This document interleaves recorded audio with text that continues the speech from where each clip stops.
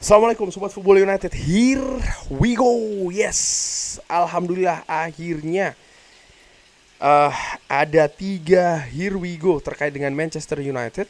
Di video sebelumnya gua singgung bahwa Aaron Wan-Bissaka ini memegang peranan penting di pergerakan di bursa transfer selanjutnya bagi Manchester United. Dan ya, here we go, diawali dari Aaron Wan-Bissaka ke West Ham.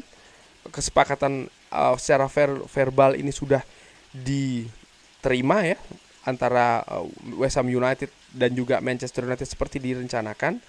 Bahkan medical test ini sudah dijadwalkan di hari Ahad ya. Aaron Wan-Bissaka tidak terlibat dalam Community Shield. Biaya dikabarkan 15 juta pounds, dan ini membuat Manchester United bisa lebih bergerak di bursa transfer musim panas, di mana ada 2 here we go, yaitu adalah pertama Noussair Mazraoui ke Manchester United. Ini mendapatkan lampu hijau setelah West Ham mendatangkan Aaron Wan-Bissaka. Harganya akan 20 juta euro tambah add-ons ya. Mazraoui akan menandatangani 5 tahun kontrak plus opsi 1 tahun. Dan ini telah dinegosiasikan oleh Rafaela Pimenta. Lalu Matthijs de Ligt. Matthijs de Ligt yang gue lupa kalau kapan ya, 2019 kalau tidak salah ya, sempat juga di, atau 2018 gue lupa ya, ketika dia akan pindah dari Ajax sempat juga dirumorkan akan ke Manchester United sebelum akhirnya dia pindah ke Juventus. Akhirnya setelah sekian tahun rumor ataupun kabar keminatan tersebut menjadi nyata, menjadi realita. Matthijs de Ligt, here we go, dari Bayern Munchen ke Manchester United. 45 juta euro fix tambah 5 juta euro add-ons, dan pembayaran akan dilakukan dengan jangka waktu 3 tahun. Kontrak sendiri akan 5 tahun plus 1 tahun opsi. Dan ya, Matthijs de Ligt akan menempati posisi center back sebelah kanan yang kosong ya setelah ditinggalkan oleh Rafael Varane. Dan menurut gua Matthijs de Ligt ini akan menjadi pilihan utama di skuad Erik ten Hag untuk musim ini. Dari David Ornstein juga mengabarkan dari The Athletic ya, ini sekali lagi media yang sangat kredibel, jurnalis juga yang sangat kredibel. Ada beberapa komentar yang mengatakan, bang, gue nunggu Fabrizio Romano dulu, Fabrizio Romano dulu. Hey, Fabrizio Romano ini sering ngambil berita dari David Ornstein. Hey, Fabrizio Romano ini juga sering ngambil berita dari The Athletic yang sumbernya juga sangat super kredibel. Dan David Ornstein mengatakan bahwa Manchester United telah mencapai kesepakatan dengan Bayern Munchen untuk mendatangkan Matthijs de Ligt. Ditulis bahwa Matthijs de Ligt ini harusnya bisa menjadi penambahan yang bagus untuk pilihan pemain bertahan di Manchester United setelah Rafael Varane cabut ya secara free transfer di akhir musim lalu. Dia ini merupakan back tengah berkaki kanan, artinya tumpuannya pada kaki kanan ya. Dan ini dituliskan akan fit secara perfect bersama dengan back tengah kidal Lisandro Martinez. De Ligt memang memiliki beberapa masalah injury ya di beberapa tahun belakangan, tapi ya di tahun 2021 dia ada masalah torit di Italia. Dia kehilangan 27 pertandingan untuk klub dan juga negaranya karena hal tersebut ya di selama 3 musim. Sama seperti absennya Harry Maguire, tapi ternyata lebih sedikit daripada Victor Lindelof dan juga Lisandro Martinez yang angkanya sangat banyak sekali ya, 67 pertandingan tidak bisa tersedia Lisandro Martinez.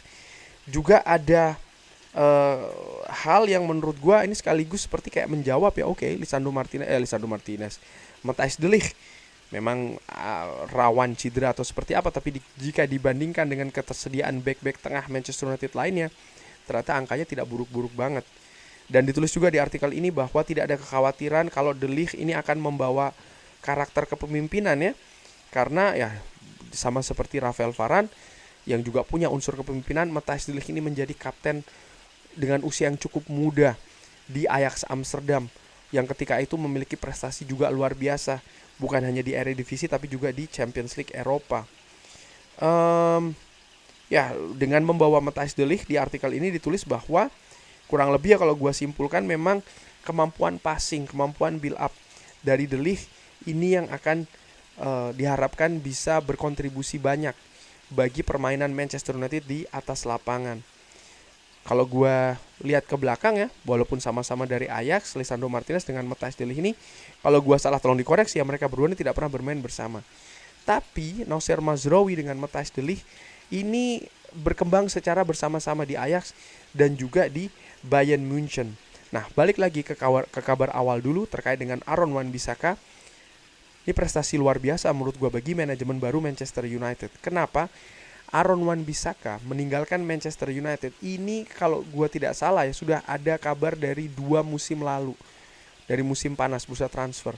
Selalu ada berita kabar bahwa Manchester United berusaha untuk melepas Aaron Wan-Bissaka, tapi tidak pernah terrealisasi.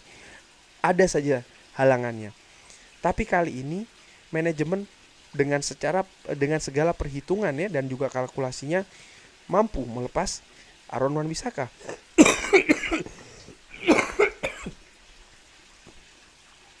Dan gua melihat dari sisi situ ini ada kemajuan.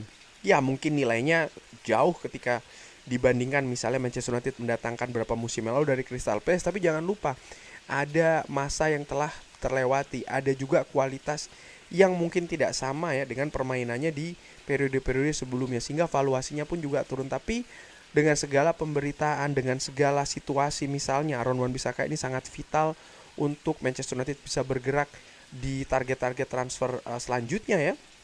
Manajemen mampu akhirnya merampungkan hal ini sehingga ada here we go. Nah, bagaimana dengan Matthijs de Ligt dan juga Noussair Mazraoui? Menurut gue penambahan ini adalah penambahan yang positif. Mungkin ada pendapat mengatakan ya dia Ajax lagi, Belanda lagi. Gue selalu mengatakan apa masalahnya? Haruskah mendatangkan pemain yang direferensikan oleh pelatih atau pemain yang direferensikan oleh suara-suara fans digital atau dimanapun atau di media, ya kan di situ. Memang pastinya akan ada pro dan kontra, tapi gue melihat Matthijs de Ligt secara ringan amatiran tentu saja sebagai pemain yang memiliki kualitas bahkan dari usia yang sangat muda. Ada banyak klub yang menginginkannya, memang ada beberapa hambatan, tapi dia tetap memiliki kualitas. Yang terakhir tentu saja bagaimana fans dari Bayern Munchen pun juga tidak secara mudah ya ingin melepas Matthijs de Ligt. Ada misalnya petisi yang mereka buat untuk menghadang lepasnya Matthijs de Ligt. Ini menunjukkan bahwa ya Matthijs de Ligt merupakan pemain juga dengan kualitas bagus. Di tim nasional Belanda pun juga demikian. Selalu menjadi bagian dari skuad walaupun misalnya ya dia bukan menjadi pilihan utama karena mungkin ada gaya permainan yang berbeda antara Louis van Gaal, antara Ronald Koeman maupun juga Erik ten Hag dalam menempatkan seorang Matthijs de Ligt. Ada beberapa pertanyaan juga yang mengatakan ya kalau dia bagus kenapa dia tidak diandalkan di tim nasional Belanda? Ya, gue juga menyaksikan tim nasional Belanda, gue juga mengikuti perkembangan sepak bola Belanda. Menurut gue secara dengan amatiran ya ada gaya yang berbeda yang ingin dimainkan antara Louis van Gaal, Ronald Koeman dan juga Erik ten Hag, sehingga memang posisi dari Matthijs de Ligt ini juga memiliki porsi yang berbeda-beda pun juga di Bayern Munchen misalnya. Nah, Noussair Mazraoui ini menurut gue juga pilihan yang bagus karena ya sama seperti Diogo Dalot, Noussair Mazraoui ini bisa bermain di kanan maupun juga di kiri. Pemain-pemain seperti ini ya, pemain-pemain versatile seperti ini menurut gue dibutuhkan oleh Manchester United. Artinya pemain yang serba bisa di segala posisi. Kenapa? Pelajaran dari musim lalu. Musim itu sangat panjang, segala kemungkinan bisa saja terjadi. Dan ketika skuad itu menipis, ketika kedalaman itu semakin dangkal, butuh pemain yang tersedia di beberapa posisi. Dan Noussair Mazraoui memiliki atribut tersebut, sehingga menurut gue ini penambahan yang positif. Hal yang menurut gue mungkin meragukan ya atau mengkhawatirkan adalah ya Noussair Mazraoui dan juga Matthijs de Ligt ini tidak ikut persiapan pre-season Manchester United.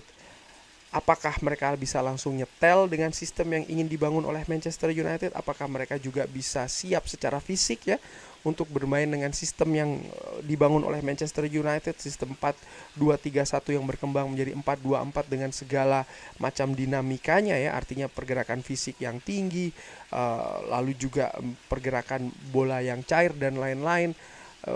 Determinasi juga harus tinggi. Apakah mereka bisa melakukannya? Ini yang harus dipersiapkan karena tanda tanya besar dari gua sebenarnya ada di situ. Tapi balik lagi ya terkait dengan Here We Go ini, menurut gua ini kerja dari manajemen yang cukup luar biasa ya. Manchester United mendatangkan 4 pemain yang secara secara secara data kualitasnya ini oke. Joshua Zirkzee, Leny Yoro, Noussair Mazraoui dan juga Matthijs de Ligt. Konsentrasi perbaikan terlihat betul ada di lini belakang dan juga lini depan. Apakah akan berakhir di sini? Gue harapkan tidak ya, karena gue menilai lini tengah pun juga butuh sentuhan penambahan kualitas. Kurang lebih demikian. Here we go. Akhirnya Aaron Wan-Bissaka ke West Ham United, Noussair Mazraoui, Matthijs de Ligt akhirnya hadir di Old Trafford. Bagaimana menurut Sobat Football United kabar ini? Silahkan drop di kolom komen. Terima kasih sudah menyaksikan. Jangan lupa like, share, dan juga subscribe. Wassalamualaikum warahmatullahi wabarakatuh. Thank you.